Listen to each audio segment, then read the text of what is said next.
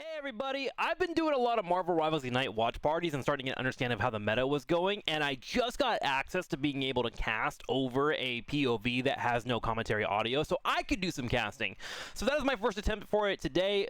Enjoy watching it, and if you guys want to see more in the future, the playoffs are starting in like 3 or 4 days. Let me know in the comments below. Thanks for watching, and enjoy today's cast. Alright everybody, welcome to the grand finals of the Americas group stage. We have Team Nemesis and Sentinels facing off against it. Ooh, that's a little loud. That's a little loud in the audio. Let's turn that down a bit. Okay, so actually really interesting tidbits between both of these teams here. Sentinels have been dominant in Group B. They have 2-0'd every single person, except for one team that they 3-0'd, because they had a best of 5, and that team happened to be Team Nemesis, who went down into the losers bracket. Team Nemesis fought their way all the way back here to the grand finals for this rematch against the Sentinels. So obviously they are going to be looking for a little bit of redemption, but also to showcase that they can actually face off against Sentinels, because Sentinels have been so damn dominant. Now, something that is very important for this match before we hop into it, this was actually a playoff for seeding that turned into a bracket. I don't know why Marvel Rivals Unite did it that way, but essentially they are fighting for first and second seed in a playoff tournament that we'll be getting next Thursday. So this is not the be-all end-all, but it is pretty important. You want to make sure you're in a good spot, because this is a $3 million tournament, and of course seeding is pretty important in regards to that. Also, for those that have not been watching this tournament, the ban phase is really interesting. So just look at the top here. This ban phase means that any character that is in the red will not be playable by this team at all on the bottom, and they'll protect for them on their side.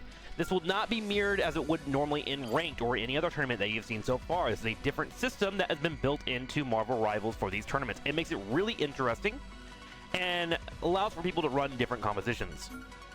So with that being said, we have an Emma Frost, Human Torch ban, Magneto protection. You're going to see this a lot in a lot of our games. This is actually one of the main standard metas being played currently. And then, of course, to go all the way down, Loki and Mantis will be banned out as well. Loki is probably one of the strongest supports that are in the game right now. He is able to copy Luna Snow or any other support and really amplify and double the amount of time that you have almost invincibility. So people have been banning him out and keeping away from a lot of these tournaments. But for now, let's just go ahead and get into it. This is the first game out of 5. Do not trust the screen if you are ever looking at a screen for a tournament in a pre-game lobby. Do not assume that is going to be the final composition. There are a few things in Marvel Rivals that you can do in the early game that will allow for... Ooh, they mute the audio here too. That's crazy. There are a few things that you can do in the early game that will allow for you to set up a Jeff movement speed boost or a Rocket Raccoon armor on your shields and whatnot. So you have a couple of changes before the full composition is fully showcased before we move into it. This is going to be the map Krakoa, and it's 3 domination maps. It is basically a best of 3 within one game. So you do also save your ultimate charges in between each match, which is part of the strategy for a lot of our teams. So you can see here already, like you see on the left, Ricky is playing Jeff the Shark. He's not going to play Jeff the Shark here. He's just giving little movement speed bubbles to his teammates so he can run in and force a fight, right? So they boost straight to the map a little bit quicker, they get to the objective, and they're good to go. So now our full compositions are available. Team Nemesis in the top left, you have Luna Snow, Magneto, Cloak and Dagger, Hela, Psylocke, who has been very prevalent, and Captain America. Where on the right side, you have the Sentinels, which is Loki, Luna, which you're looking for that 24 seconds of healing. So basically what happens is Loki or Luna Snow will pop their ultimate. They have 12 seconds of 300 healing per second around them, and then you copy the Loki with it, and you do the same thing all over again. It's pretty obnoxious. Then they went into a third healer with Ultron, and we have Iron Man, who is usually not that great, but Mazing does feature a pretty solid Iron Man. The problem with this Iron Man is I don't think he's going to be able to get too much down here. There's a lot of mobility on the opposing side between Hela and Psylocke, which means he's probably going to have to switch off pretty quickly soon. Iron Man does not fare well into Psylocke at all, in my opinion, or Hela, so I would not expect the change from Mazing, actually, as he just got picked off. Oh, there it is. He goes straight to Storm. And Storm's a good option too. This gives Loki a second possible ult clone. So you can have double tornadoes, you could have double Luna Snow ults, things like that, right? So right now, Team Nemesis has got the first objective. And what's funny about this mode is you actually don't have to stand on the point. However, with this map, there isn't really anywhere to go. It's very compact, very tight, so you're going to have a lot of fighting happening around these trees so you can line of sight people, right? So the Sentinels will try and find their pick, and one of the best ways for them to do that is through an Ultron ult and then a Bucky ult. And you see it already being popped right now, but Team Nemesis already steps up. They're going to use their Cloak and Dagger ult to try and fight back up against this here. Slowing down the objective, they're going to kite backwards, but this is where it starts to be a pain in the butt. Sentinels now pops Luna Snow's ult, using Loki's ult actually here, so they're going to be here for about 12 seconds, and then right when it finishes, you'll see Karava potentially probably use their ultimate to try and keep them alive if they feel like they're not winning the fight at all. Captain America popping his ult, charging it forward. He will provide shields for his entire team, and there's Luna Snow. And now Hela is starting to struggle, and with one pick finally occurring here for Sentinels, this is where they can start to snowball. Huge freeze actually coming in from the opposing Luna Snow, but it's not going to be enough. Bucky gets 3 resets, 4 resets, 5 resets, potentially a kill here on Captain America. There it is, bah! And they'll take over the point. Now, it did cost them 5 ultimates to do that. So if you look at Team Nemesis up here at the top, they're ahead on the objective 75% to the measly 5% of Sentinels. But breaking down your opponent is quite difficult with the composition that Team Nemesis has. You need either Psylocke to find a pick, which would come in the form of flanking with Captain America, or you need Magneto to get a support pick off with his ult, which he is currently farming at the moment. So we'll see how it goes. This is a very tough position to break for Team Nemesis. You're going to see them attempt to wait a few seconds. In fact, if I was the observer director right now, I would be asking to watch Mello. Oh, here we go. Perfect. Switch over. Perfect timing. Mello would be the one to really start this snowball, or this indication of any break start to happen. Oh, they find a pick on Captain America. Crimzo overstepping there, which is very rare. Magneto steps up and goes for an ultimate. Does not connect it on a support, actually. Loki was able to get away thanks to a blink, which is a part of his kit. But Sentinels starts to really fall apart. 4, 5, 6 people, as Crimzo is now the only one alive. So Team Nemesis actually breaks that really quickly. And I would actually be critical of Crimzo there. Captain America is a very hard character to get picked off, especially with his shield mechanics and his mobility, and he just completely whiffed on his escape. Sentinels switches over to Doctor Strange, which will give him a portal into the objective, and if they touch at the last second, they will go into overtime. Ooh, Mello comes out, drops the Psylocke ult, and finds a couple of decent chunks of damage on his opponent. No pick quite yet. Mello trying to and get anyone here on the Sentinels, but the healing is just a bit too much. And with Hela going into the air here, they're going to try and find a pick, but the moment you see that Cloak and Dagger, that big circle, that's going to keep everyone alive during the entire ult. So much to the point that they're probably going to need to cancel it and back away. Ryan Mazing trying to find a reset here, looking for anyone, and he does actually get one of the supports, which is usually one of the prime targets trying to focus when you're trying to go for a Bucky engagement. No reset though, but he doesn't need it, honestly. This should be a wipe. In fact, Team Nemesis should probably just die here. Don't stagger. The stagger isn't too big of a deal, because if you look at the objective control, it's at 48%, and it's going to take a good, minute to fill that entire point up. And your death timer is only 8 seconds, right? But the faster you die, the faster you can regroup and get with your team. So, Sentinels in a prime position to get their win here. Team Nemesis will have to, of course, take this back, and the way they did it last time was by picking off Crimzo on Captain America. I am sure he's going to be very wary of that, and attempt to stray away from that objective. The other candidate to get picked off for Sentinels is Nectar, who is playing Ultron, but he's doing a very good job of hiding behind trees and using line of sight cover. Flyers are very prevalent in Marvel Rivals, and so much to the point that a lot of people on Reddit and Rank complain about their state at the moment. Oh, Psylocke trying to find it. Shield's coming out, though. Look how they have all 3 healers together. And he's just, like, trying to make them utility dump. Utility dump means use all your abilities to survive. And they do just that, which allows for Magneto to step forward, but fortunately Scatter was unable to hit a Magneto ult on anyone, and now Sentinel is going to pull the trigger and they dive forward themselves, with Aramori currently on Loki dropping the ultimate from Luna Snow, and Karava is currently building one as well. They have 24 seconds of healing available to them. All they have to do is stay together and not get picked off, and they're doing just that. Martin goes up in the air, attempts to go for her own attack. Ricky will go ahead and pop for the Luna Snow. Double shows happening. I have Agamotto coming up from Doctor Strange. The idea here is if you stun the opponent in a locked location and you have Cloak and Dagger, go with a Dark Curtain, you can go for a kill. But none of that unfolds. The healing is just too good for Sentinels. They have 3 healers. Nectar in a prime position to also build up his ultimate. He's at 80%. If he can get that out here, he can secure the game. He might not even need it, as 2 people have been picked off. Now a third for Team Nemesis. Sentinels just cooking through it. And look at this. Mello's on the back line, but he can't do anything. He's Psylocke. And that's going to be an easy win for Sentinels in round number 1. Whew. All right, we'll head into game number 2. Now, do know, if you have not seen Marvel Rivals before, your current build-up on your ultimate will transfer over to the second and third map. It's all within one contained best of 3. So, you go over a Craze Bang, he has 99% of his ultimate. Now, one thing that you want to know is probably not going to be showcased here, but if you ever do want to switch a hero in Marvel Rivals, you can actually switch up to 50% on your ultimate abilities, right? So, in this instance, Dinks, who's at 48, if he wanted to switch off, he would still have 48% on any other support he wanted to, right? No switches happening here, but that is something to consider when you're going between different objectives, and that also carries on in between the normal matches as well. So if you ever see any switches happen or occur, that is the reason why. But it's also a reason why you might not see a switch. If you see someone at like 87, 90%, they might just stay on their character so they can ult. We are going to open up with double portals from both teams. This is a global cooldown, by the way. If one person uses it on their team, you can't just switch to its range on a second character and attempt to do a portal after a portal. They go straight for the objective in the middle. Honestly, interesting position on that. I think they were trying to get on that high ground. Ooh, and Sentinels actually takes the high ground, which allows for them to aim downwards. And you can see Captain America and Dr. Strange just holding that front line. Boom! Eye of Agamotto connecting, trying to focus down one target. They only hit Captain America, but Captain America goes down to about 10%. Luckily, Cloak and Dagger, Dinks in particular, was able to add a massive heal there to keep him alive.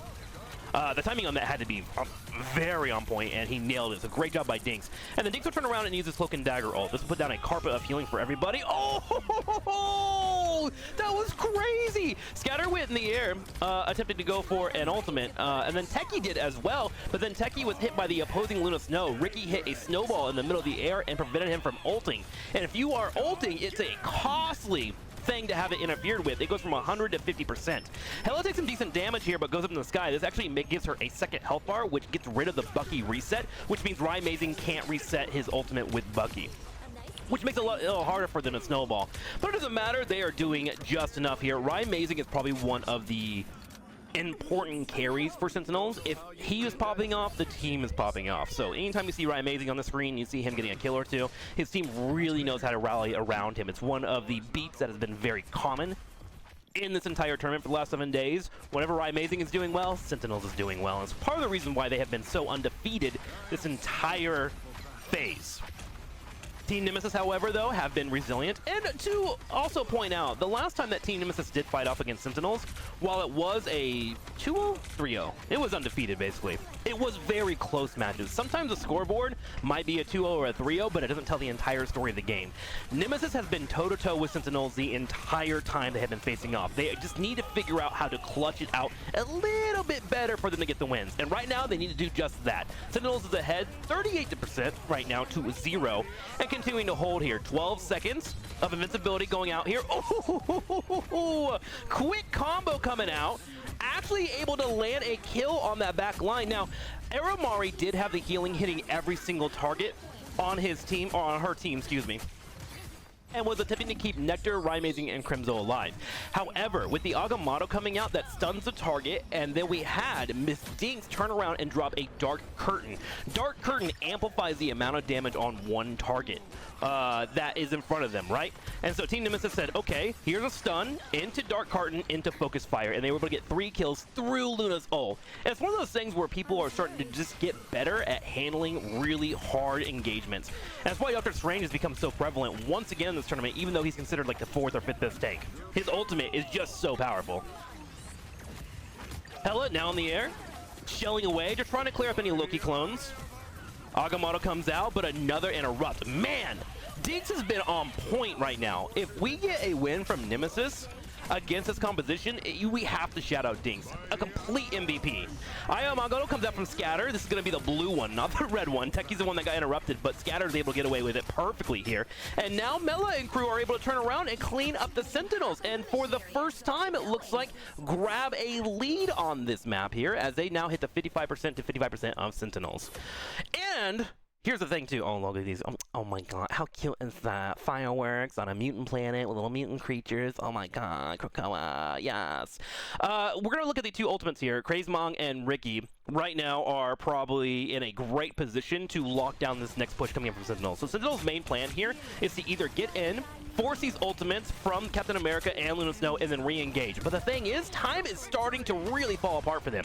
Crazemong charges forward, immediately popping his ultimate, providing shield for his entire team. They find a pick on Nectar, which is one of their important DPS players, and puts them in a kind of rough situation. And the time is ticking here. Nemesis might be able to grab this round here. Sentinels, on the other side, Nidus and Crismo.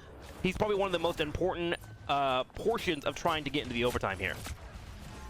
So, Sentinels grab the high ground, and at 98%, Crimson jumps in, grabs the objective. Okay, now we're straight into overtime. We do have Aramora popping their ultimate, landing on Coke and Dagger. They did switch off the Luna Snow, by the way, thinking that it's not working out for them. Very interesting trade-up for them. Hela just goes up in the sky to stay alive. Magneto goes for a pop, but can't quite hit the healer! Honestly, Team Nemesis is having a great healer round between Deeks and Ricky, trying to manipulate the situations into their favor. Sentinels also switched into Star-Lord. The problem with Star-Lord is he's more of like a just staying alive kind of character because he has iframes, but he doesn't have his res because they do not have Adam Warlock in the composition, so he goes down pretty quickly. Ryan Amazing trying to hit it, but barely misses out on the reset, which is actually a pretty important deal here. He could probably snowball and finish this match right here, right now, but Mello is just cleaning up. Mello playing the Psylocke, and they're going to be able to just barely grab round number 2, and we got a game on our hands as we head into round number 3. Holding Green, thank you for the 15 months!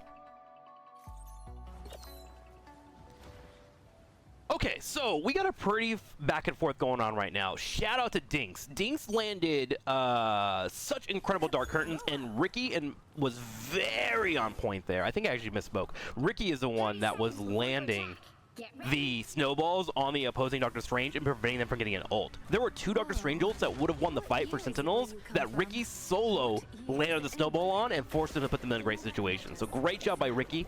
And the supports are continuing to do very, very well for Team Nemesis. This is not very appeasing. Can you stop that? Stop, Jeff. No, I really don't like that. No, thank you. Pass. Yeah, I agree. That's how my eyeballs look right now. Okay, so this is actually a really hard map to be effective on. You have a couple of prevalent metas that are starting to really be showcased. One, you have the high ground, where that health pack is, you see right in front of us, that you want to try and hold and get the first initial engage on. And then there's a corner that's behind the objective that you hide a lot of important characters. In fact, 100 Thieves really started showcasing this in the first part of the tournament. They put Loki back there, and it's very hard to push. But Nectar's going to go up here, use Star-Lord's ult. It's probably not going to get a kill. It's an auto-aim. Probably not going to get killed, but what the hell is he doing? As we actually have Emrod getting picked off on Hela. Very curious. I wonder if they use their shift early to get that location. If so, they should have put themselves in a better position to drop off. That Star-Lord yells into the abyss. Like, there was no way they didn't know that Star-Lord was coming that route. Regardless, Sentinels will take the lead because of that pick. And they already made 10% on the point here, which is a pretty big deal. Now, there are a couple of portal plays as well. You're going to see some portals that are happening on this map too, where you can drop in above the map and on the side of the map. So Mello is going to be able to play very aggressive on the Psylocke and try to find those positions, as long as you know where the health packs are too, and you have Captain America always anchoring as well. You're in a good spot. Nectar going straight for the back line. This is a bubble into an E composition. Magneto does this with Star-Lord. It makes him basically invincible while he's putting down his E. Decent damage, but because he is so squishy, as you just saw there. Team Nemesis find their first pick, but they also trade out Scatter as well on their Star-Lord, while Ryan Amazing starts to cook here. 1 pick, potentially a second coming in here. Goes for the Hela, but the Hela resets it by going straight into her ultimate once again. A strategy she has shown multiple times this match so far. But Sentinel should be able to take this position without too many problems. Aramori just grabbed Cloak and Dagger's ultimate, put down the Carpet of Healing. Scatter throws down a portal and jumps in to start contesting, but he needs to be careful. He's missing 2 of his teammates. He's in potential to stagger some deaths here, which is not something you want to deal with, and there's another death coming here. I do not like that portal. He should have waited about 10 more seconds. 1, he had 2 teammates that were down for 8 seconds. And then 2, he had no one to follow up with him. You're in a 4v6 in a composition where you just lost. I really disagree with that play there. Hopefully Scatter is going to figure out a different solution going forward. Sentinel's now ahead 83% to 0, and Team Nemesis just wasted the portal. Oh my god, the more I think about that portal, the more trash it was. Jesus Christ, why did he do that? Team Nemesis waiting, 8%. Psylocke and Captain America can get over and deny this. Will they get into overtime? They are about to be close. Okay, they touched the last second, but they do take a hefty amount of damage, especially on their frontliners. Nectar goes up, starts looking for targets. There is some healing back here, but Luna Snow's gonna be able to cancel it out, no problem. Agamotto comes down the front line, able to try and help out the team in that choke of the fight here, while Scatter pushes forward.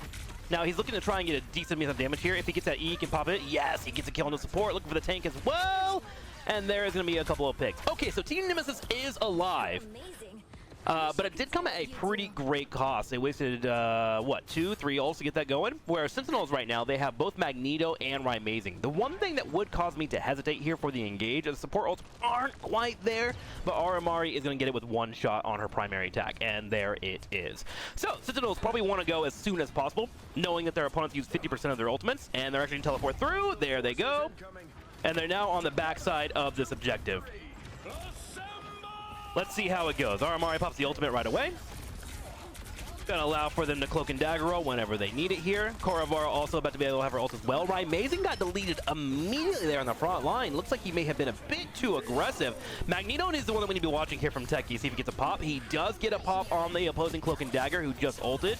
Great play by Techie. That was so important for Sentinels to get that position. With Rymazing going down on his ultimate, they may have lost that fight if he did not get that clutch pick, and he sure does. That'll be overtime right away here. 100%, and Sentinel should take round number 1, 2-1 on domination. Well done by them. All right, welcome to game number 2. We should be getting audio relatively soon here since Sentinels, I almost had sensitivity. Sentinels are ahead 1-0 over Nemesis right now. Let's do a little bit better draft analysis. I kind of ran through it the last time. Emma Frost is far and away the best tank in the meta according to the pros, although I have some disagreements. But she is like a very stable tank that has very strong power moments, and I do expect in the future some teams like FlyQuest and whatnot to figure out some strategies against Emma Frost. But a majority of teams try to avoid her. Now, this does force you to protect probably the best tank in terms of a secondary tank. Magneto by himself is not that phenomenal. He's more pokey, he has a couple of shields, he can kind of stay alive for himself, but he can't kind of push anything. But he is a fantastic secondary tank, and he can kind of play with any of the other tanks in the game. Excuse me, Vanguards. So he will be protected a majority of the time. Now, Human Torch is probably the best flyer in the game. He has a couple of really good synergies at the moment. He was also overtuned, if you want to really kind of talk about it, from the season 2.5 patch on. They gave him faster primary attacks, and he also is the only flyer that can headshot. So he's good at harassing, zoning people out, and killing tanks, which is like what you want on DPS. And then if you pair him with Ultron, you get like consistent healing, and he becomes a nuisance, right?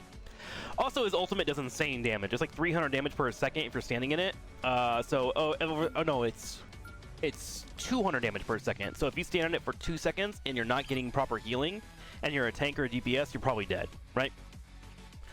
Let's see. So Human Torch banned out, Loki banned out on the bottom side. Wolverine, in my opinion, is probably the strongest character in the game. He just takes over these lobbies whenever you have people that are coordinated working together.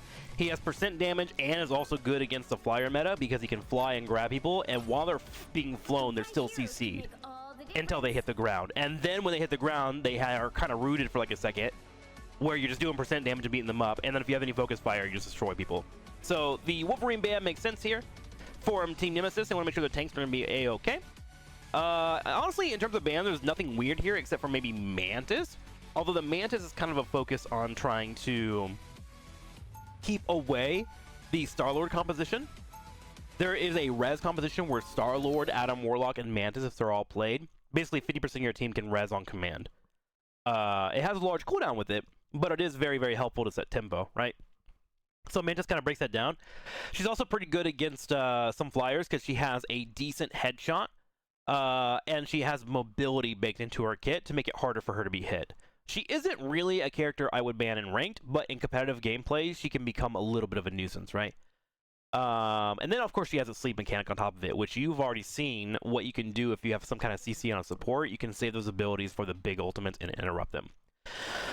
This is actually a pretty big map for Nemesis. Nemesis showcased yesterday. No, the day before. This first objective point that you try to break out of is very hard to get out of, but Nemesis actually played Star-Lord, or not Star-Lord, Squirrel Girl, which was the first time it was played in the tournament, to break it down. You need some good AoE, and you need a couple of picks to break out of your first objective here. So Team Nemesis did have that as an option. And speaking of options, Team Nemesis is actually showcasing that Adam Warlock composition. So they banned out the Mantis to prevent the opponent from having it, and now they have it for defense. Sentinels, on the other hand, for their push, they're basically going to be playing on Wolverine and Rymazing, right? They want to have Nectar go in, find a pick, and then Rymazing clean it up. They have incredible CC together. Bucky is very unique, where he is just incredibly powerful at mid-range. He also has a piercing shot as well. So here goes the combo. Magneto gets pulled up, and then you immediately focus it down, and you can see how Team Nemesis just has no ability to really keep this alive. They actually have 3 healers right now, between Cloak and Dagger, Mantis, and Adam Warlock, and the only way you really survive through that is if Adam Warlock drops his Soulbound, which is his shift. It's a massive cooldown, but basically spreads up the damage from the entire team, and then they'll try and mitigate that with healing. But you want to make sure you're doing it at important pivotal moments. Another pick comes out, and they delete another target. It's just insane how quickly you can get picks off with Wolverine and Bucky, right? But Team Nemesis is fully aware of this. That's why they went for the respawn mechanic, baked in here with Star-Lord and all them, as they're attempting to just go ahead and just survive through attrition. That's pretty much the name of the game here, but it's not looking too good if you ask me, as Sentinels is really just walking down this first point, which is not something that you see very often here. Nectar is just on something right now. Oh my god, Sentinels just eating their faces. Star-Lord trying to slow it down by dancing around, willing to die if he needs to. Now, there are ultimates available here for Adam Warlock because you do not see him too often. He does have an ultimate that will res his entire team. How it works is you put down a big giant ball of sun, and if you walk your body into the death radius of where the teammates have died, they'll respawn at the giant sun.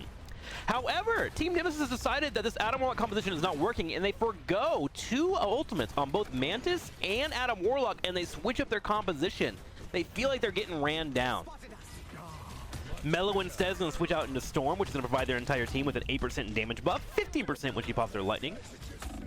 Also a little bit of movement speed, and also it makes it a little bit harder for Wolverine to engage. If he engages and he gets locked into a place, you drop the lightning bolts and your entire team just burns him down, right? Big Groot ult comes out from Crimzo, locking down people in the corner. A massive stun coming in from the Thing, who has damage reduction, as well as a mountain of damage, but Rymazing does not care. He goes straight for the back line, and he goes for a reset. He has one more available for him. Maybe wanting to come back here. Mellow, however, with a huge tornado, is able to cook himself. And Rymazing finally gets deleted. So Team Nemesis, with a quick team composition, are going to trade out some lives, but be able to survive just barely. Okay. So Team Nemesis has finally started to really stabilize here halfway through the second point. Sentinels is now respawning, and this huge corridor is really odd. It's very, very tall. It gives flyers a lot of strength here, and there's not very many angles for you to flank except for this right area where you see the Thing is at. So Team Nemesis is trying to set up a defense and mount it in this area. Until the Thing or Storm gets pushed out or killed here, it's going to be hard for Sentinels to push forward. Nectar goes in, finds a pick on Scatter, but the heals are coming in. He gets a bubble on himself. Massive ult coming in from Wolverine, picks him up and puts him straight on the ground right away. But Ricky is there to answer right at the same time with a heal. Same time, Amora is doing the same, and Sentinels, I think, has the upper hand here because they have 2 Luna Snow ults. Team Nemesis will need to try and bait out the other one. Aramori's is about to finish up. There we go. No one's in trouble yet, so Koravora is not having to force the ult, but she has it ready the moment anyone takes any damage. Techie goes up, looking for a healer, tries to find Ricky, and gets taken out. The Thing tried to save them by jumping on top of the target and giving a 30% damage reduction, but it just was not enough. How Magneto's ult works, if you overload it with bullets from the opposing team, it hits damage thresholds that can one-shot supports or any DPSs, and he was able to hit that perfectly on that timing. So Techie has been on point with his Magneto. Fun fact, Dr. Doom is in that Groot. The lore of this is that you're trying to infiltrate Ultron's base of magnetic machine bullshit, and Dr. Doom wants to sneak in like a Trojan horse and kill him. So, you know, There's some lore for you. Team Nemesis is struggling. I'm not gonna lie to you. Sentinels has the full footing. Typically, where you start to get into a weird spot when it comes to an attacking team is if they're under a minute and a half, but every time they hit an objective point, they get 2 minutes added, right? And they are well above 3 minutes. They are cooking right now. Mello with an ultimate finds Rymazing, but that's the important one right there. Karva getting picked, and no ultimates here for Sentinels. They have to back away. And they do. However, they are still in their spawning position. Team Nemesis is trying to hold them where they spawn. Sentinels has defender's advantage though. If they're behind that big red giant barrier, they're healing pretty rapidly. Oh, Wolverine finds the storm. Gets the kill. Look at this shotgun, dude. Immediate just eating through people. Clobbering time comes out. Perfect defense though from Magneto with the shield. But Nemesis does pull the trigger on multiple ultimates. I don't know if I agree with this. Sentinel's able to hold back here. They're trying to wait out the Punisher, and with Aramari on the ult, they will be able to wait it out. Magneto goes up, looking for any target here. He wants a support. He gets Scatter, though, and Rymazing able to help find the reset. I think Sentinels may have triggered too many ultimates there. Yeah, I think they should have saved Rymazing, because once Magneto got 2 picks, I don't think he needed this. Regardless, they're able to push forward, though. They're at 50% right now, and this is where you start to get into, all right, when do I want to use my ult, right? Typically in Marvel Rivals, on every character, you can farm your ult in about 50 seconds to a minute and 10 seconds, right? So a minute and a half means you're in a position where when you're using your ultimates, they're highly valuable.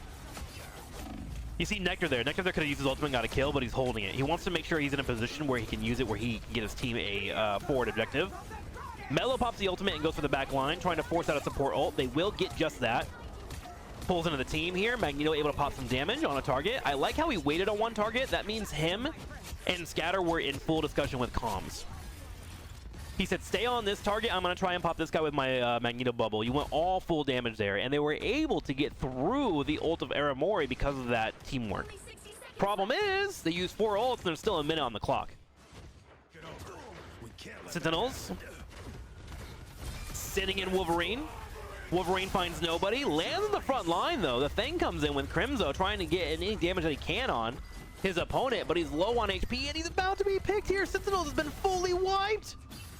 They're actually not killing it here. They want to stagger. They want to stagger. Keeping him low. However, he just runs to his team. No worries.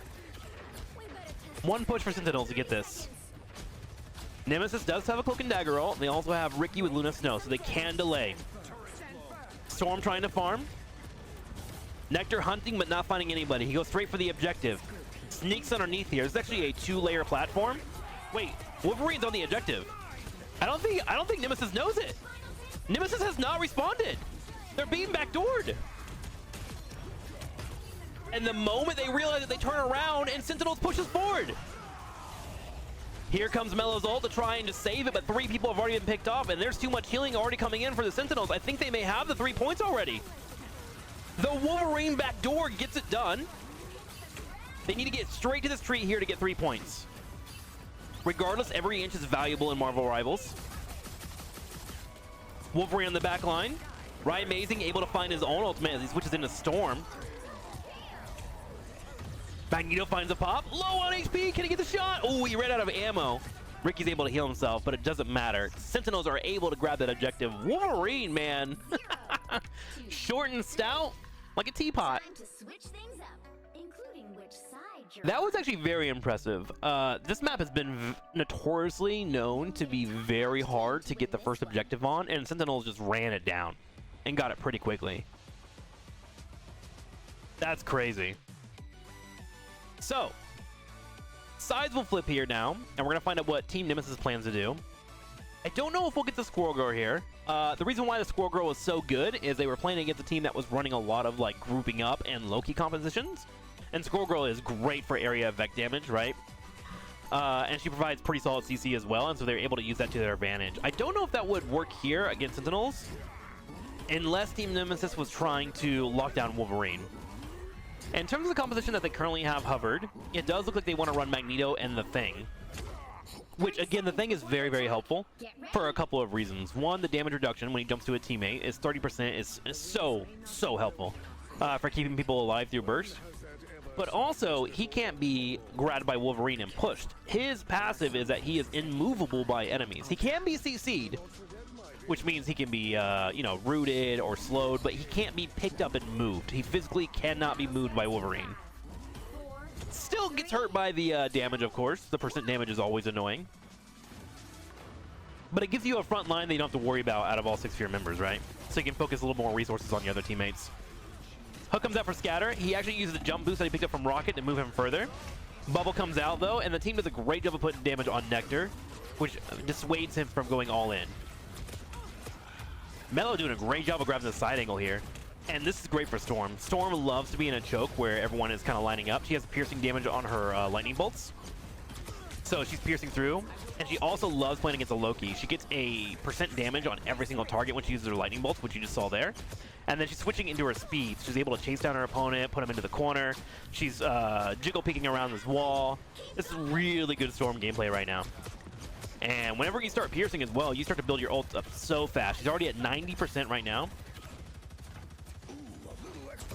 Look at this. She has a lightning bolt, so she may want to try and use it here and then move down that health pack if she gets in trouble. Nectar comes out, trying to find any target he can hop on top of, but misses the engage. Wolverine's lunge can be a little finicky. If you're ever playing yourself, you want to aim down right underneath the opponent's torso and then lift up at the last second to try and grab them. Cloak and Dagger ult comes out. Magneto looking for the pick. Does not connect it, so Scatter will have to be forced to back away. Meanwhile, Magneto on the opposing side goes for him, but she teleports the last second. What a play! However, Techie turns around and finds Dinks. Dinks now down means they're going to be in a weird situation. Mello has to have an important ult here. Can he find anybody? Trying to clear out this Loki clone and actually finds a couple of damage hits there. Clearing out 3 members for Sentinels, which will give Team Nemesis the first point. Honestly, I'm impressed. This first objective has been so difficult for a lot of teams to get around because there's such a large berth, a great concave on your initial spawn, so the defensive answer kind of gets nullified, but both teams were able to get through it. A lot of breakable debris. If you don't watch Marvel Rivals, a lot of walls are kind of like Rainbow Six Siege. You can break them down. They will respawn over time, but you can use that to like create different angles and whatnot. It's kind of one of my favorite things about this game in general, is the destructible maps. Alright, so Team Nemesis is trying to find a way to get on top of this point. They are in a weird choke right now. This is that big corridor that we saw earlier that is vertically challenged for a lot of people, like Wolverine. Speaking of, Wolverine finds a massive combo, and he gets 4 people there. His ultimate is fantastic for situations like that. You can go in for an engage, and then you hit Q around you, and you basically have a surface area that's quite large that you lift everyone up, and if you pop it again, you will dash them all to the ground. And he was able to catch 4 people there. You have to do it quickly. It's not as easy as it looks. But Nectar nails it and gets a perfect ultimate off, allowing for his team to defend that without any issue. Mello will be having an ult here relatively soon. In terms of healing to stop it, there is Korova, who has Cloak and Dagger ultimate, which will keep you alive, but it's not as good as Luna Snow ult, for example. Here comes Mello. We're going to go straight for Cloak and Dagger and try to force the ult. There it is. Loki walks right on top of it. And Mello's going to run back to his teammate. He has his own carpet down as well to provide healing. Lightning bolts coming out like crazy. Dinks was able to go all the way through. May have gone a little bit too far, actually, but he was watching out for Magneto. Oh, comes out, and they find a pick on Techie. So it's a 1-for-1 trade, Mello going down, but typically if a DPS dies, you are not really ending your push. The real push enders are usually a support dying, right? So Nemesis keeps up the aggression. Nectar comes in for another combo on Wolverine, does find 1 pick. And now we're starting to see a bit of a stagger occurring. Now at this point, you probably want to go ahead and reset. There's 2.5 minutes left before the next objective is grabbed. Nice poke here by Mello. He's just trying to farm that ultimate up. So now that we have the Punisher here for Team Nemesis, we want to talk about one combo in particular that's really useful for a lot of teams. Amadian's going to be looking for his Cloak and Dagger to put a dark curtain on a target while he's popping his ultimate. And if that occurs, he can pretty much delete anybody in the game. Bubble comes down to keep him alive. He's stepping up. He's trying to find anyone he can get. He finds Cloak and Dagger. Cloak and Dagger able to get straight to her teammates. Great bait there. Oh my god, Armari. That was so well played. So she made sound on the right side to make the Punisher look at her. And then the moment damage started coming out, popped her ultimate and ran to her team. What a great way to bait Nemesis into a fight. Because Nemesis is hungry at that point, right? They want to get a kill. They're using the Punisher. They're dropping resources into him. They're going to push forward. Sentinel says, okay, well, here's a juicy Aramori to pick up. Do you want to kill this? And they're like, yes, I do. And then Aramori pops the ultimate from Caravora, gets away from the fight, and then it turns into a 4v6 immediately. Nice play there by Sentinels. All right, tornado time. Welcome to the sequel of Twisters. Damage coming out, and Milo goes over the back. I don't think he'll be able to find too many picks here. He does get Caravora, actually. And Caravora dying is actually massive there. When Caravora dies, she uses Cloak and Dagger's ult, right? Which puts down a carpet of healing. But the moment that you are picked off as a support, you lose your ultimate in a majority of cases. So Caravora's carpet disappeared immediately, which means the rest of Sentinels was left out to dry, and Team Nemesis was able to continue forward. Now, they aren't on pace similar to Sentinels. Remember when we were on Sentinels, they were about 3 minutes and 30 seconds on a third objective? If you look over at Team Nemesis, they're at 2 minutes and 10 seconds, which is pretty pivotal. You could probably farm 1, maybe 2 full ultimates here. Oh my gosh. Nectar is just eating right now. His damage is going to be wild. Loki counters that with a Rune Awakening. So Magneto means nothing, but Sentinels is able to clean up the rest of them. I don't know who he missed doing an ultimate. Who cleaned that up? Who was that? Was that Thing? Oh man, we missed an entire team wipe somehow. I don't know if I missed that or what. But Team Nemesis does wipe, and now they have a minute and a half.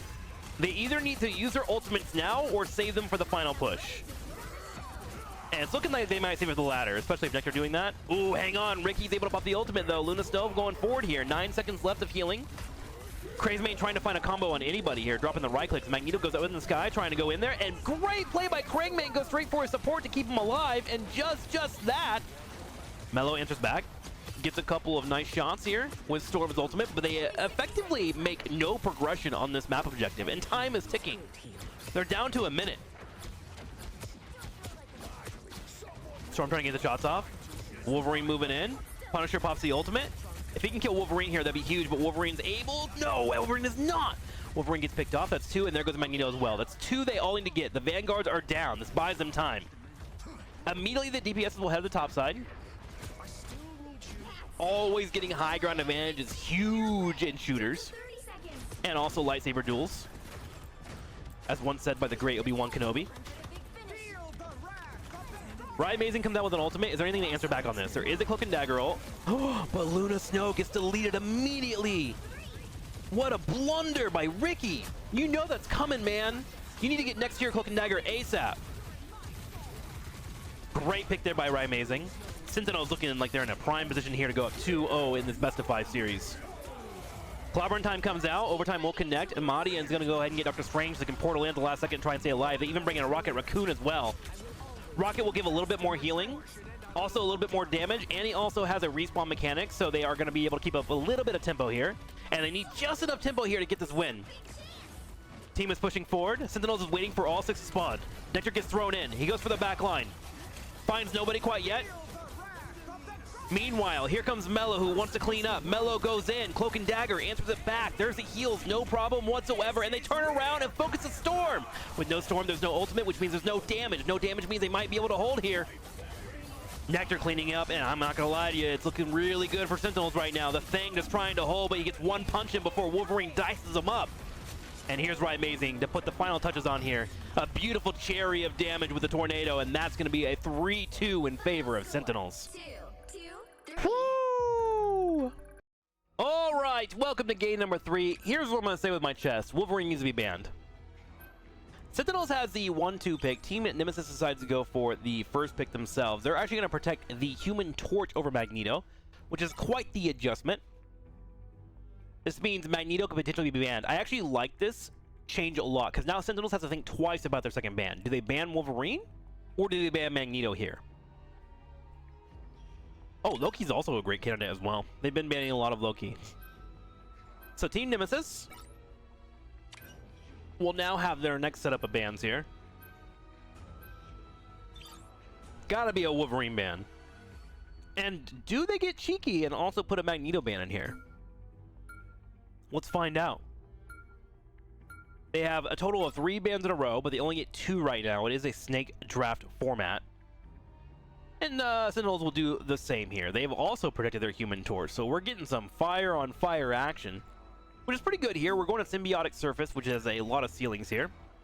So Wolverine and Captain America both banned out. That kind of gets rid of the Psylocke Captain America combination, but there's still like a Hulk Psylocke combination. Also, Captain America in general is good at delaying, which is something that both teams have been trying to do, especially in the final phases. Magneto falls all the way down to the second protect, but you gotta really hold it. You need an answer for those supports, right?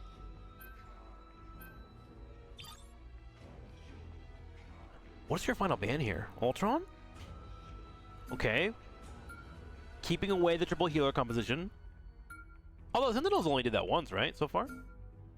Looks like Team Nemesis wants to have the triple healer.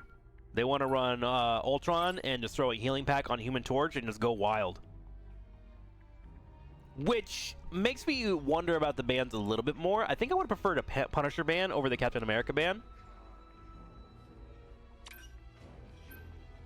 But perhaps in their scrims, Captain America was stressful on their backline supports a bit too much when they were running double flyer. And it looks like the case here. We're going to get double flyer. We have Hulk currently hovered.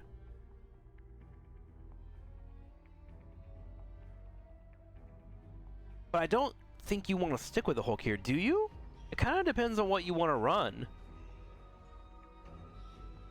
Yeah, they're going to stick with it. Okay. Now, we're not fully committed to this. One thing as well, too, is they are switching out their Cloak and Dagger for Sue Storm, Invisible Woman. This is because you get a team up between any of the Fantastic members. If you have an Invisible Woman and any of the other Fantastic Four members, you will provide a shield that is activatable for your teammates, right? So Human Torch can now get an extra button that will give him a shield with a little bit of healing, which is nice. In my chat, I have Hulk without the team-ups. Yes, Hulk doesn't need all the team-ups. The team-ups are nice. For those that don't know, you can team up with the Iron Man and get extra damage, things like that. And Namor as well, which is an option you can switch into later on if you want a different DPS, which gives like Gamma Hentai Tentacles. But Hulk in general is just really, really good because of how disruptive he is. And when you have a disruptive member on your team, it makes it way harder for the opposing team to coordinate their attacks, right? Also, he is probably one of the faster tanks in terms of getting his ultimate up. So there's a lot of strength there for Hulk. The team-ups in this game are really helpful, and they can be game-defining, but they aren't imperative. I think they found a really good balance for that. Also, Hulk destroys walls really quickly, so he actually broke this wall up here on the top right corner so the team can get through. There's a lot of pluses to playing Hulk. Team Nemesis did lose their Ultron. Looks like he got picked up right away, and it's because Sentinels switched over to the Punisher. Punisher is one of the best characters right now at taking down flyers. He's hit scan and has consistent damage. He's just a great jack of all trades. In fact, this tournament has really showcased how strong the Punisher is. If you want to play in ranked and you want to be a DPS main, having a Punisher and your arsenal is going to always be a win. Human Torch. We haven't really talked about him too much for those that are wondering. You'll see like little fire spurts on the ground that he puts down. If he actually dives on top of it, he will explode the area for damage and give himself a shield. So he can be quite concerning for people to deal with. So you'll see like a right click into a left click. His left click is kind of like a shotgun maneuver that can headshot. And his right click is kind of like his poke that you're going to be trying to do. So both players are going to be trying their best to deny / prevent space by putting fire on the ground. So far, good hold here for Team Nemesis. But all it takes is one pick here for Team Nemesis to really swarm in. They are running that triple healer composition, right? So while they might not have the most damage, they have to kind of wait for their ultimates. And there it is. Ultron ult comes out, which would mean an explosion of damage and healing. Nectar pops his ultimate as well, trying to find anybody he can get. Oh, and Ricky just jumps right into his arms here. Team Nemesis losing one target after that exchange. Karavara is going to pop her heal here to keep the team alive because they did lose Aramari, but Dinks answers back in spades. While Scatter steps up with his ultimate and finds one pick. He'll get stunned as well, but he got the trade-off before it went down too quickly for them. Magneto in the air and gets a hit there on Dings. Huge play for Techie as he's able to clean up one, but Team Nemesis overall will get the number advantage, and it looks like they grab the first objective, and in a perfect time. Oh, hang on though, Loki's trying to delay it. Loki goes in and actually steals the Sue Storm for the opposing team. Incredible play there. Oh my gosh. So, Ricky boosted out our Amari, who stole her ultimate, pushed her out of the ultimate space, which means she lost all the healing and the team was able to kill her. Had our Amari not been knocked out, she could have delayed that fight for about 8 seconds, which allowed for her team to get there, and they could have fought for the objective. Team Nemesis just got a massive play out of Ricky.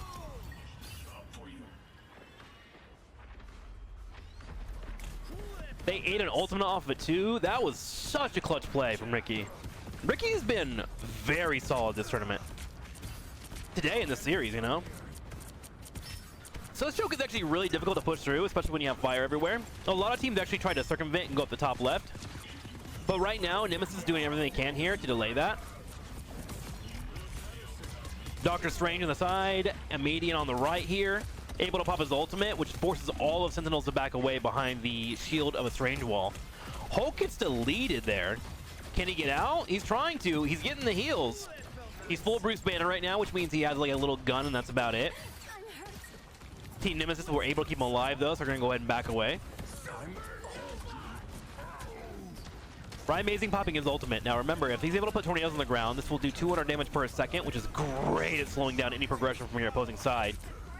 Crimson goes forward and doesn't really find a massive ult. He hits 3 people, but unable to really follow it up, but it doesn't matter. Looks like Crazy got picked off on the Hulk, and now Nemesis has to back away. Mello just dancing, dude. So one thing you can do with Human Torch, which makes him really strong too, if you hit your shift, you actually squish your hitbox, and that's why Ryan Amazing was having a hard time hitting Mello there. Okay, so 2 minutes here for Team Nemesis. You see Sentinels push up really far here. They want to make sure that there isn't a portal going off. You'll get a sound cue if you hear a portal coming out from the opposing team. So they put themselves in position to hear said sound cue. And now it's all about poking and backing up. You're playing around shield, you're trying to slow down your opponent, waiting for an ultimate to come out for the support, so then you could have an ult come out from Techie. Good shot so far, good poke, good poke, good poke. They are winning this tug of war so hard. But Nemesis just to get all 6 ults.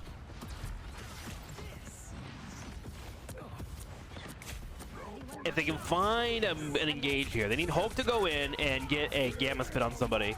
Here it goes. Tornadoes on the high ground. Techie looking for any target. Tries to go for a flyer, but Ultron dashes out of that easily. Nectar ultimate pop. He finds no kills yet, and if he doesn't get a kill here, Nemesis can start pushing. Nemesis should start pushing.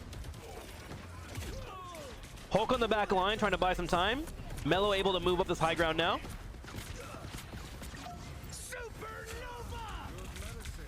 Ryan Amazing trying to ult here. They're just trying to keep him on this like bottom ramp. If they get this high ground, it gets infinitely harder to hold them. But Luna Snow is going to be able to push it. Dinks with the ultimate, and Ricky's going to have one as well after this. We need to keep an eye on Scatter and Ricky. They're the ones going to break this competition. Waiting for it. Here we go. Ultimate trying to come out. Ricky able to pop her ultimate though, which will provide healing and invisibility for them on anyone inside. Techie just moves in and bullies up the supports. Dinks did fall. Scatter goes up and gets a pretty big setup, and they kill the Punisher, which is massive. Ryan Amazing has no ult for 30%. As long as they put pressure on Ryan Amazing, they should be able to keep pushing. Our Amari is going to be able to dance and stay alive. Mel's about to have an ult too, but right now Maiden is just kicking butt, dude. Look at that ultimate coming out from Ultron. They find a kill on Techie. I think they got this. It was close, but they got it. Nice job. Okay, so gotta hold this right choke. Crimzo could be teleporting in, but I don't think he's gonna waste it here. Would rather save it for the reinforcement on the next phase. They get it. Okay. So usually getting through this first initial choke isn't too bad, especially with double flyers. You kind of want to poke them, push them back. Once you get the payload up there, the payload, if you're next to it, actually does provide a little bit of healing, so it makes it easier for offense to push through.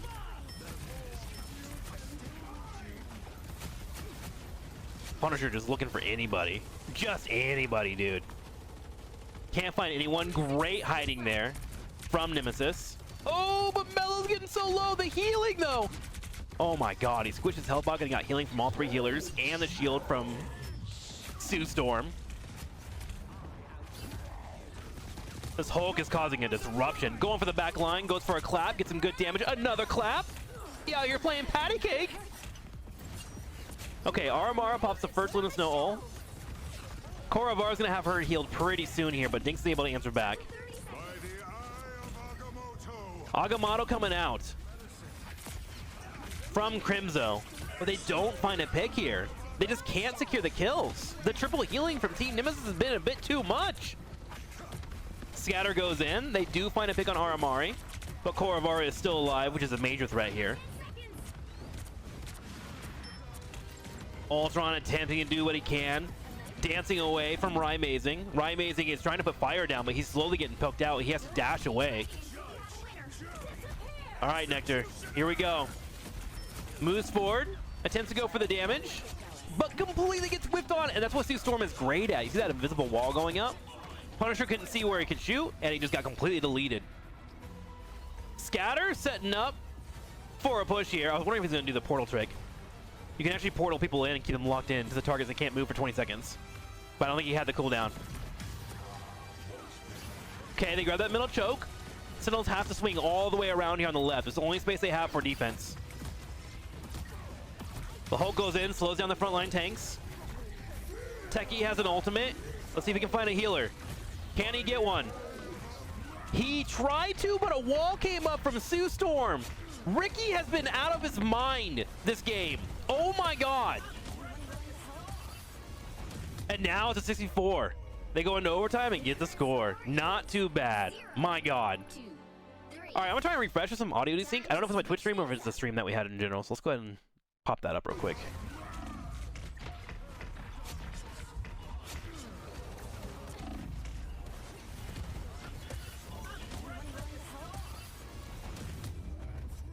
Ooh.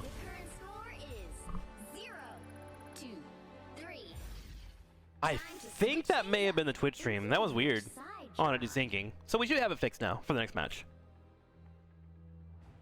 All right. So, Team Nemesis able to get a score of 3-0. All they have to do to win this map and to stay alive in this tournament is to not allow Sentinels to get 3 or beat them in overtime. They have 2 can win conditions right now. So everything on their composition should be building towards that. And typically, your team comp that might work on offense doesn't always work on defense, and you might have some changes here and there, but we'll see. Here we go. Here we go. We do have a potential change on the front line with Groot, and then we have Nectar once again playing Bucky, which has been pretty important for them as a team in our other matches. I would say Nectar was a major reason why they're already up 2-0 in this series. So we'll see how it goes. Crimzo did have Groot for a second there, but just elected to switch over to Doctor Strange. There is a portal cheese that a lot of teams do try here at the very, very start. Wait, no way. No way. So, if Crimzo tries to go for the portal cheese, Team Nemesis is in a position here where we're going to try and catch them doing the portal cheese. Oh my God. Oh my God. They're going to drop Doctor Strange off the field. Oh my God. Oh my God. Oh my God. It's happening. That's so crazy. He's able to shift up and get away from it. That's so funny. That is so funny. They were going to try and do that. That's so awesome. So unlucky. So while Crimzo was using the portal, you have to like time it to where when the portal is opening up, or he's actually in a state where he's still doing the move. So unlucky that they didn't get it. That's crazy. That would have been so funny to pull off in a real tournament. Well, regardless, Sentinels will be able to continue their push, but Team Nemesis is aware of this. This has actually been a push that's been in since Season 0. Like, people were doing this in ranked gameplay. So players and pros should be ready for it. Obviously, there is coordination and there are other elements to wonder about for it, but this doesn't work that often anymore. It's a pretty high fail rate. Now, there is an argument to say you might as well go for it, because you get up there, you like build a couple of ultimates, right? You put some pressure on your opponents, you make them reposition, and you build up some ults. And the other part too is that the ultimate for, or the teleport for Doctor Strange, I think it's like 140 seconds or something like that. So if you do it at the start, you'll probably have it towards the end if you need it for a clutch play, right? So there really isn't a major downside except for getting wiped. Okay.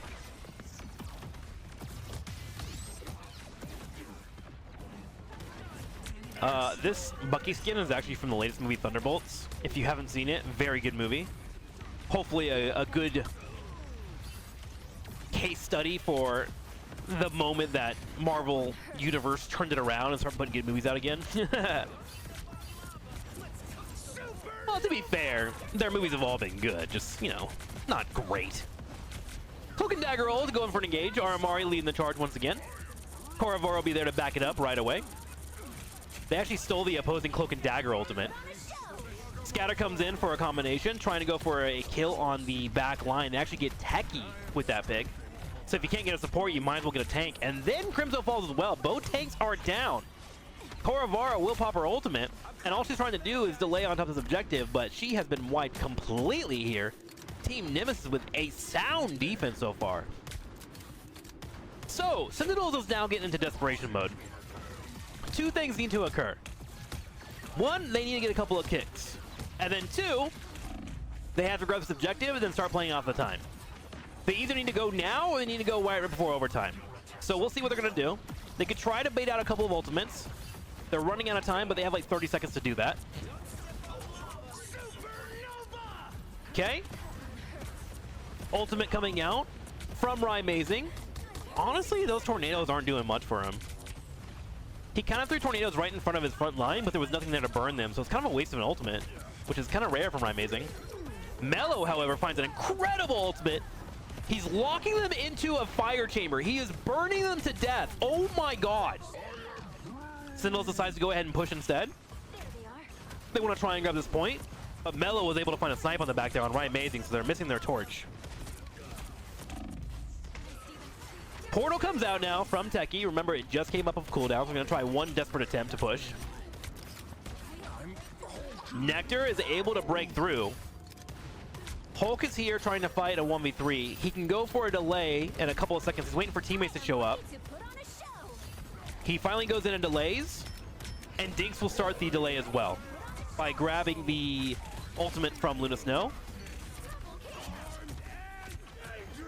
Nectar trying to get in there. Can't find a pick. And I think Nemesis has defended quite well. It almost looked easy for them.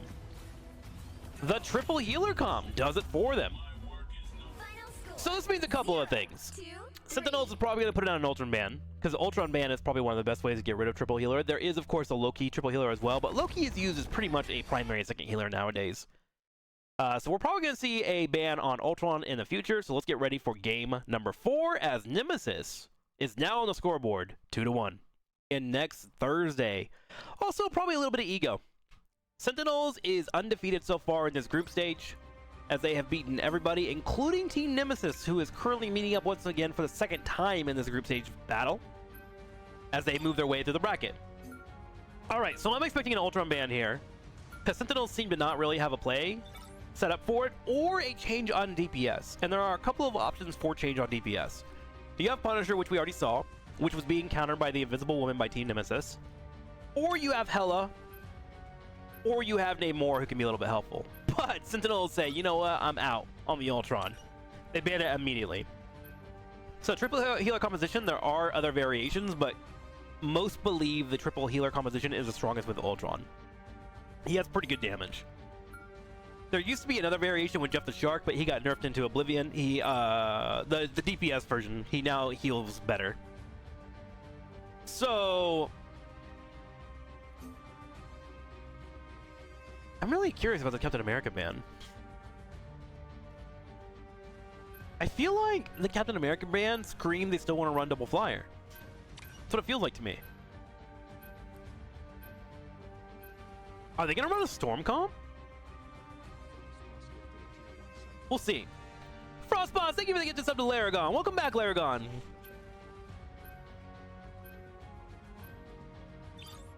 Ultron protection for Sentinels, so they're gonna try the triple support now. So Psylocke is a prime candidate the moment you see Ultron being picked up. You want to try and make the healers be on a swivel, right? Constantly looking around, trying to figure out who's in the back line. If you can't play a DPS that can play on their own and be obnoxious in the back line, then typically you're gonna have a hard time against Ultron comps. It's a very front to back type of fight, right? So I wonder if Nemesis will try to play like Hulk, Psylocke.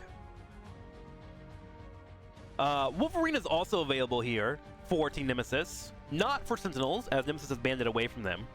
Wolverine is also a great candidate. Oh, great. Sentinel's actually ahead of the curve there. Betting out Wolverine. Smart. Okay.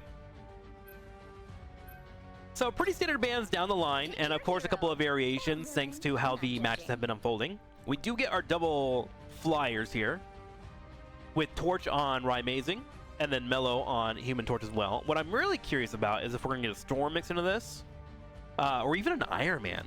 Iron Man is actually pretty okay against Ultron, thanks to his laser in the exchange. We gotta see here. I'm very curious. The Rocket Raccoon is not going to be a main focus for them. They're just getting the armor at the start. We will be going to Hell's Heaven.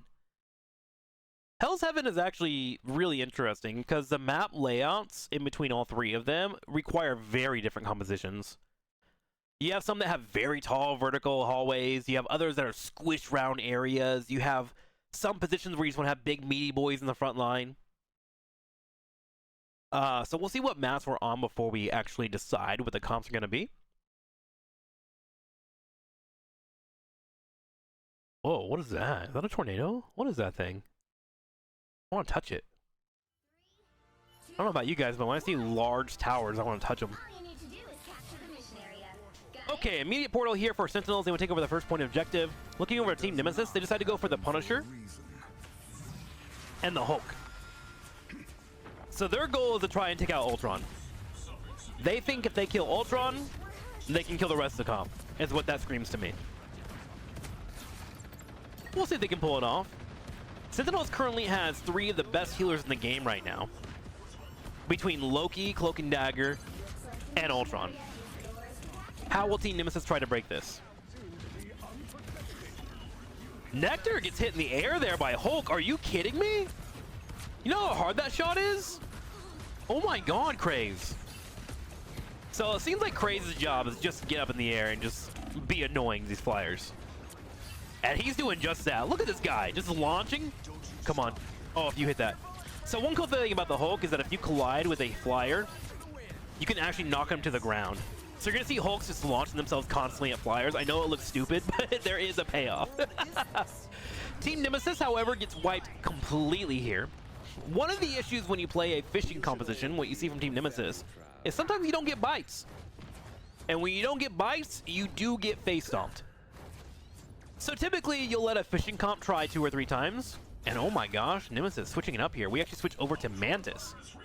Mantis has a pretty solid, fast projectile attack that is helpful with headshots, so she can be helpful for trying to take out flyers. But also she brings a healing mechanic as well, and Team Nemesis is deciding to switch completely back into that Star-Lord composition. They're going to try and beat them with sheer force and deaths over and over again. So the idea is that you send Star-Lord in, you put a bubble on him, he hits E, and he tries to get people down low on HP. And then he iframes out and goes back to the fight. Cloak and Dagger comes out, drops their healing on the ground right away. Now, if Team Nemesis can sustain through these ultimates, they're going to have a Star-Lord ult in a second here. Oh, big ult coming in from Crismo. Look at the healing. Trying to keep Mantis alive. Mantis can respawn, though, and Ricky does just that. Dinks will get picked off, and Dinks cannot respawn. Here comes a meatball. Ooh! Adam Warlock getting chipped, but the thing is, Adam Warlock can respawn, and he does just that.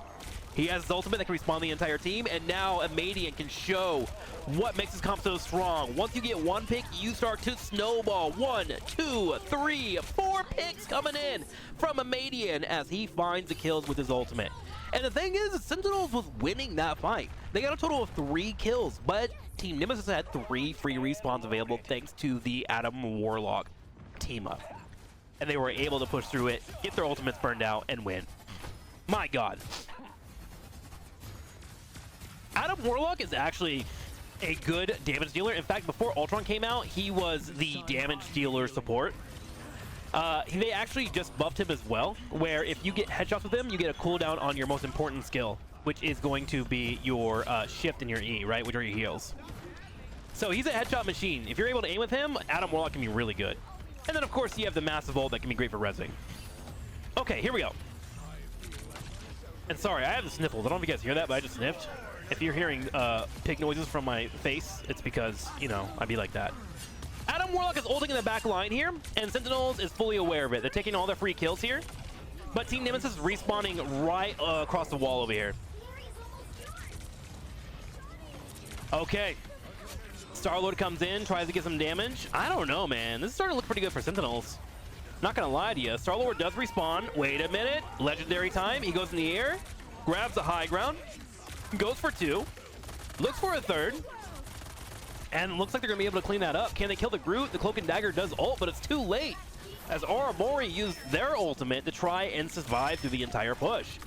Team Nemesis easily will take this point. Now, the only issue, and probably what Sentinels is banking on right now, is that literally every single respawn and every single ultimate has been used by Team Nemesis. They have lost their full advantage in these fights. And Sentinels has the lead on the objective. So all they have to do is get one good push, break this point, try to kill Star-Lord. If they kill Star-Lord, they should be able to win.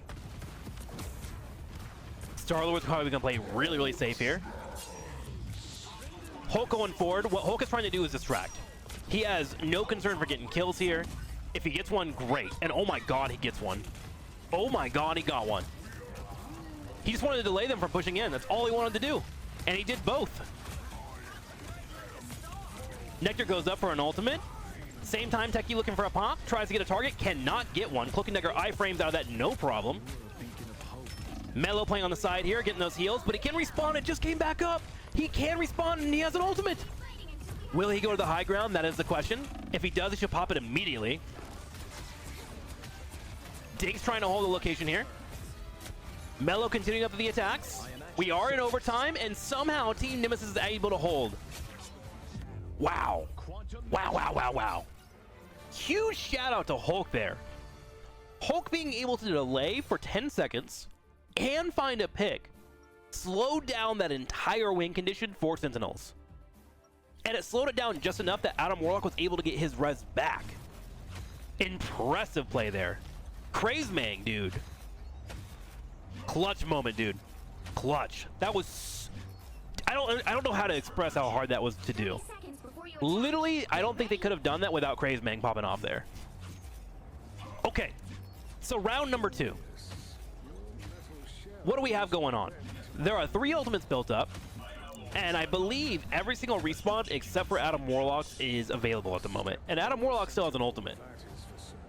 And this map that we're about to go to has a lot of interesting nook and crannies where you can hide the Adam Warlock ult, and the opposing team has to overextend to stop it. So we'll see how it goes. I'm gonna blow my nose real quick because I feel the snot bubbling up, and I don't want to have any more sniffles. So you're gonna get 10 seconds of non-commentary. I'm sorry. Do your own.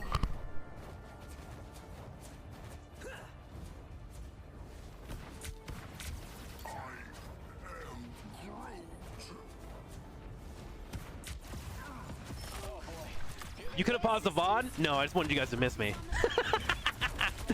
Okay, so the constant composition is going to continue here. The Magneto shield into an E on Star-Lord, which goes for the back line, and they find an immediate pick. Korvar gets picked off. Magneto went for an O, but I actually think that he hit the wall there. That's so unlucky. But it doesn't matter. Still 1, 2 picks coming out. Nectar hunting. Adam Warlock going to pop an ult. They want to keep full tempo. And there's a lot to say about trying to keep the early objective. It's totally worth to use ultimates to make sure you're getting the first points on the progression bar, right? if you're ever in the lead, I would always... Ooh, nice headshots there coming in from Mello. Not enough to kill, but still a great shot. It's going to give him a lot of cooldown reduction on his abilities. Nectar gets picked off as he dives in, as a Maiden finds a perfect Star-Lord timing here. And Star-Lord being shown why he can be such an important member when you're playing against Flyers, right? Just get above them and take them out with consistent damage. Your right click gives you iframe, so it's really easy to play around Ultron. In fact, Sentinels had to abandon the Ultron completely. He's not even in the competition anymore. They went to double support, and now they're running a double DPS. They're running more of a 2-2-2-2. So far, we haven't had an adjustment from Team Nemesis, but I don't think they need one. They are playing the tempo game so well right now. And Crazemang is always in weird positions, just showing his big hulky buddy. Hey, look at my nipples. I'm over here. They're green. And they look at him, because they can't not look at him, you know? I know I couldn't. Magneto coming in here on the side. Goes for the ball, pulls it aside, goes for a hit.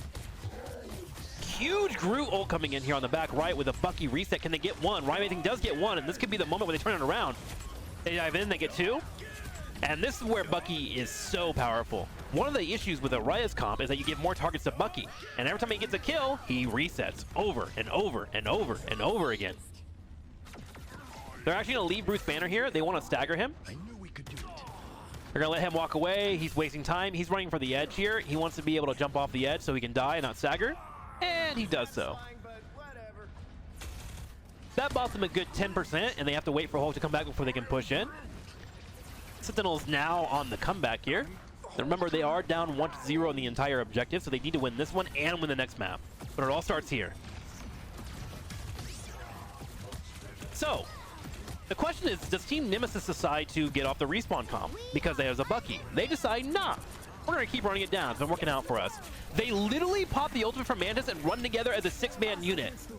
The teamwork and camaraderie is impressive. But Sentinels has their own answers back. They get a Cloak and Dagger ult, no problem whatsoever. Start to bring in the damage. Dink's kiting away here, and Team Nemesis just literally slams their throats into the throat of Sentinel and takes away the objective. And a Maiden pops the E, able to find a kill, trying to stay alive, gets to his healers, kites back, and now they can kill the group. They're actually kind of delaying it. They could have had the kill earlier, but they're just going to wait. Finally get the pick. And Team Nemesis now in a position here where they can get the win. A portal could stop them, but I don't think they're going to have a portal in time. No, they are not. Team Nemesis gets an easy 2-0 and will go up to 2-2 in this series. We're all tied going into game number 5. All right, everybody, welcome to game number 5. We're all tied up here. This is the final map for stakes. For stakes in this map, we are trying to get the best seeding for playoffs next week for these two players. Whoever wins this gets the number 1 seed. Whoever loses will have the number 2 seed. And the playoffs begin, I believe, next Thursday. If you're interested in seeing those, please let me know in the comments below, and I can commentate them. Hell yeah. I've been trying to get replays. I apologize that these VODs are not going to be the best quality in terms of video. One, there's a lot of ults going on, and on Twitch, you can only bitrate at 6K. If I could have gotten replays, I could do it at 12K, and we can get better compression rates. But I asked, and I was told that the replays are exclusive, which is basically a fuck off. So this is the best that I can do right now. The only thing I can do is get hired as a caster, or they give us replays in the future. But if you're enjoying, let me know. Okay, let's head into game number 5 here. As we set up. We do have an anomaly in our band so far. Like, we already know the Ultron, but we have the Psylocke band. The Psylocke band is actually, it makes a lot of sense, and I'm surprised it's coming up this late into the series. Psylocke is one of those characters that has been very, very quietly rising in the ranks for a lot of teams. Commonly, when you play them with a Hulk or a Captain America, they can be a terror on the back line. She has a shift mechanic that she is able to dash and get away from fights, but also dash through people and put damage on them. And then she has the ability to go invisible as well. So she's able to play a lot of off angles, and you kind of need that in this game, to be honest, because people are kind of grouping up a lot. And if you notice that you can get them separated, Psylocke can be a prime candidate. And Team Nemesis does not want to deal with that here, so they ban it away. Sentinel is going to go ahead and ban out Loki once again. They have been keeping it away from Team Nemesis as much as possible, but Team Nemesis doesn't seem to really mind that much. I do wonder if they're going to try and ban out a Mantis here for the final ban, or even add a Warlock just to prevent that team up. We'll see what Sentinels does here for the final ban. What am I looking at for composition? Psylocke. Dude, a Hulkman would be fine here too, honestly. Something to keep him away from jumping the back line. They're thinking on it. They're like, hey, what could really surprise us here? What could get in on... Yeah, they're going to ban the Mantis. Okay. They decided to go with the Mantis ban over the Adam Warlock ban. I guess Adam Warlock doesn't really get played without Mantis, right? Ba, ba, ba. If you take away a third of a respec composition, it's kind of a lot, right? Ba-da-ba-ba-da. Okay. Let me drink some water real quick, and then we'll get ready for our next matchup.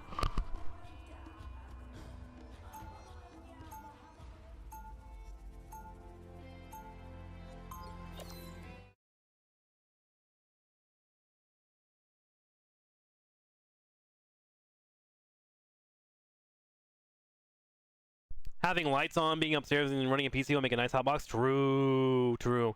Want Nimbus to ban Bucky? Bucky isn't worthy of ban. He's really, really good in certain situations, but he's been, like, slowly nerfed out. And you also have, like, a lot of strategies to play around Bucky. CrazyBang is sending a lot of little traps right now. He's trying to find an early pick. In fact, it actually worked yesterday at a match. It was so funny. If you put the lineup here, all of your little mines will land there, and if you're not paying attention, you can walk right over them and die instantly. 4 mines do enough damage to kill a support. No luck this time, though. And we'll have CrazyBang, who's been so pivotal on this Hulk. Already moving forward. Just look at this mobility, man. Such a fantastic character. So high grounds will be pretty important here for Team Sentinels. You see them already setting up. There's 2 locations that are high ground on this first objective. Have to be broken by Team Nemesis for them to be able to take this point. Immediately they start moving in through this front line. They have the Hulk going up to the high ground, trying to push them off, but Nectar does really good there by getting a couple of headshots on the Hulk and even burn him down to Bruce Banner. But Techie able to turn around and get the shot on Bruce Banner and pick him off. Milo is also in trouble here on the top right. He has to dash to his teammates to get some heals to help out the Captain America, and the first push is effectively stopped right away. Oh my god, Techie's still chasing here. Looking for those shots. Look at the power of Magneto, man. His spacing, he's kind of weird. I don't know if you know, like, JP from Street Fighter. Techie is kind of like JP on Magneto, where you kind of poke from a long range, but when you get close, you have a couple of options, and if you're able to land those perfect close options, you're able to go back to poking from long range. And Magneto will just slowly clean you up. He's one of the premier poke tanks in this game. Amadian has switched over into Hela here. Hela, one of those characters that's great for getting picks. She has incredible long-range damage, and she can 3-shot pretty much any character in the game that's not being healed. That is a DPS or support. Obviously, there are a couple of things that aren't that case, but what you're trying to do is you're always healing, or trying to hit for a healer, or trying to hit for a DPS and get that pick, and then let the rest of your team push in. And then after you find that pick, you can go into like an off angle because of her bird form that allows her to fly away. So far, though, Sentinel's doing a great job on this front line. Captain America dives in after popping his ultimate. Gonna provide shields to keep him alive for a long time. Nemesis, however, do find a pick on Nectar, who was close to having their ultimate, are able to push back Sentinel. Big ultimate coming from Sue Storm. Was that a block? That was a crazy block. Nice job. Right, Amazing goes up in the sky, starts to put out the fire, but so is Mello. It is complete fire bath right now. But Sentinels, due to a kill and a stagger, are going to force the rest of the team to pull back here, as Team Nemesis is going to be able to start grabbing the objective. They're trying to hold on to the last second, though. Captain America is running in. He gets low on HP, but is able to heal up. Nectar is popping the ultimate, and Sentinels may have gotten a great hold here. Huge ultimate from Sue Storm at the last second to keep Nectar alive, which allows for them to mount this defense. And suddenly, Team Nemesis is down to 1 minute. Oh my gosh, they need to die now. They need to die now and reassess. Team Nemesis has no ults, but neither does Sentinels.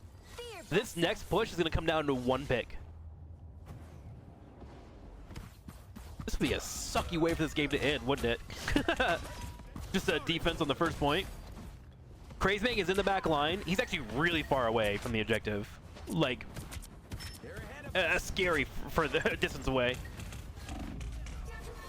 Oh, Ryan Mason got picked! Ryan Mason got picked! That's huge! That is massive! Nemesis needs to heal up and go. You need to heal up and go. They go. Damage coming out. Mello trying to stress out the healers. There is going to be an ult for Ricky in a second here. He's at 98%. If he can get this ult off, he gets the ult off.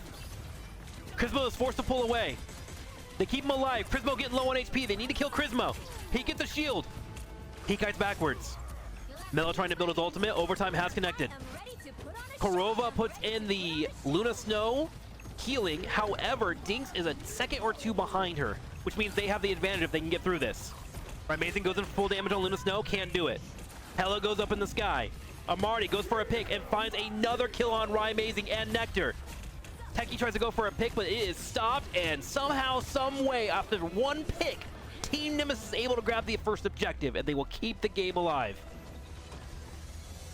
They will be awarded 2 minutes and a half to get the second point, and typically the second half point is pretty easy to get.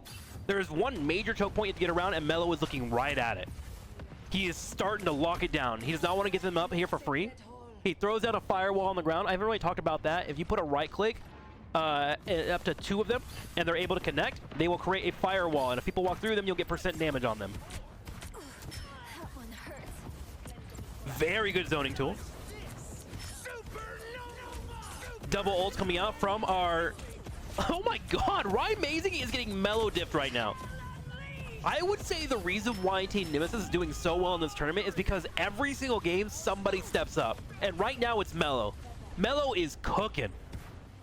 Amazing cannot get anywhere near him. He loses the headshot battle every time, especially with the help of Nectar on the Hella.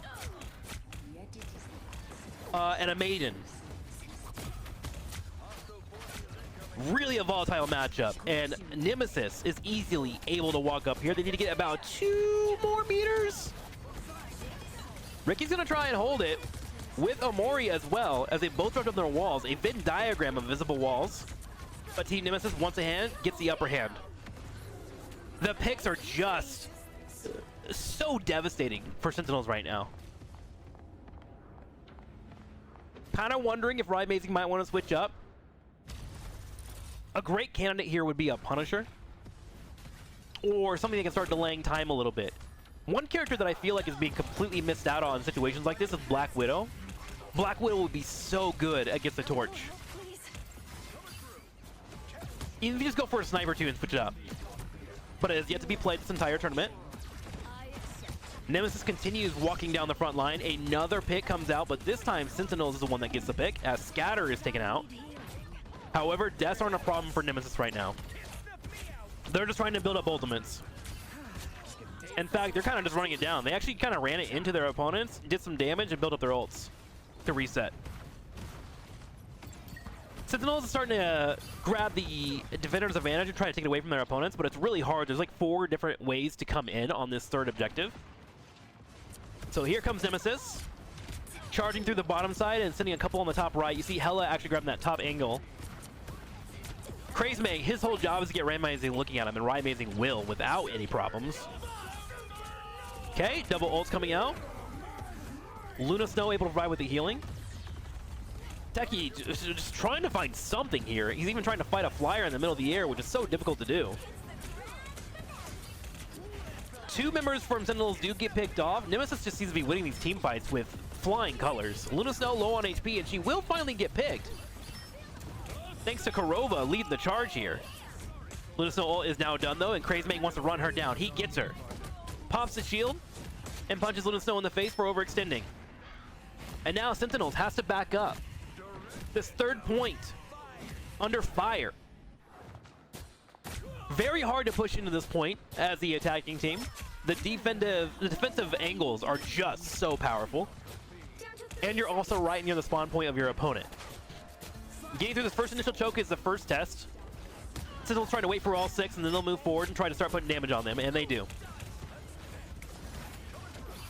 Great positioning here by Mello. What a nuisance he is. Look at that. Constant jiggle picking.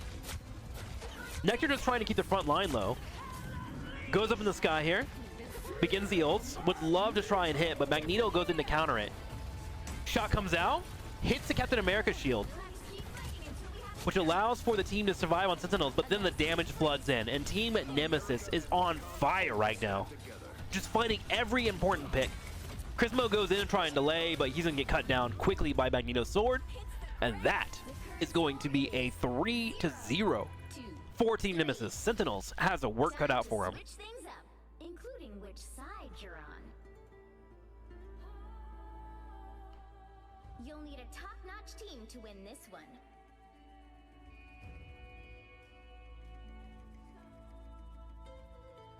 All right, here we go into the final match.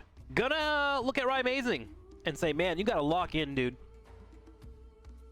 Him versus Mello was a fight that was heavily in favor of Mello after that first objective.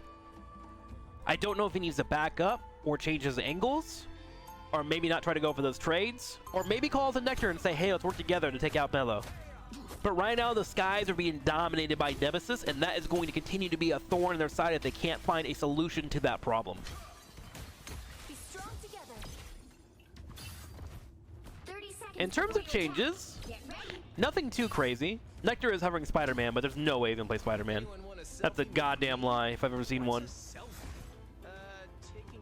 Spider-Man is only used for reinforcement tactics in this game if you're in like overtime, because he has one of the fastest reinforcements in the game thanks to his webbing.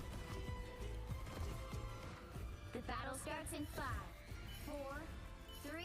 Oh, look at this position. Crazemang scouting ahead here, getting an idea of what their opponents are doing. Mission area. Got it? Enemy ahead. Hiding in the corner. Has to be careful though, because his footsteps can be heard. Yeah, HYPEST is looking for him right away. This is actually a common tactic to go on this left side and try and take that high ground. I'm surprised we don't see it from a lot of teams. I think it's too scary against the torch, to be honest. The fire is just... You're going to step in one, right?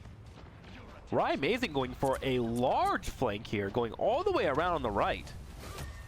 Trying to spread the defenses of Team Nemesis. Crazemang, however, is spreading them by running for the supports in the back line. And you see how he's playing around that shield there? Anytime a shot comes his way, he's trying to reflect it back at his opponent. You can't really aim it, but you can guide it. Does that make sense?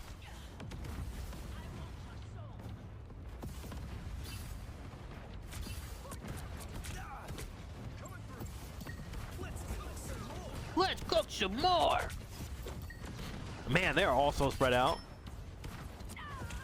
I would not want to be a healer in this situation. Oh my gosh.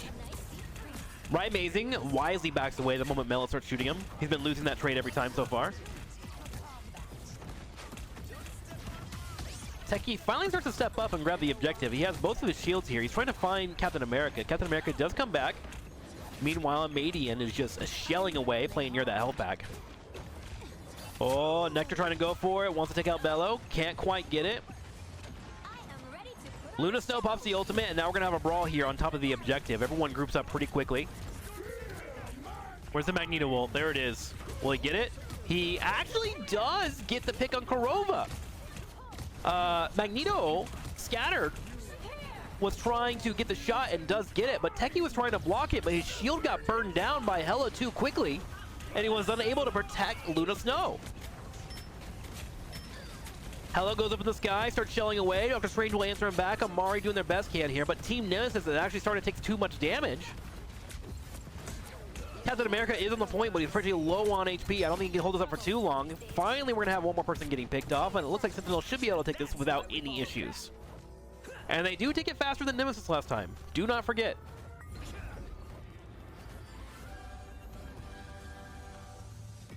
What a battle here.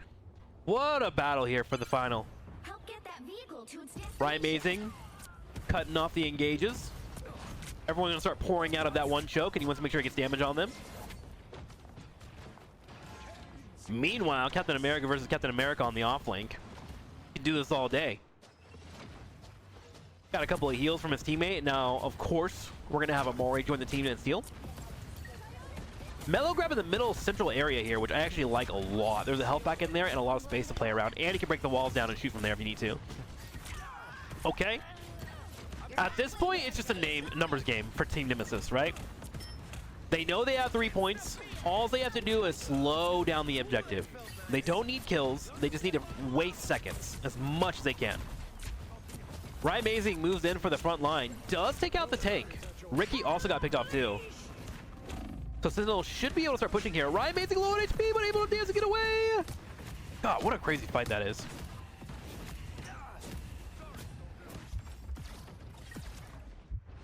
I think that should be a full cleanup there on Team Nemesis, right? How the hell is that Captain America still alive? There we go. Whew, what a brawl, dude.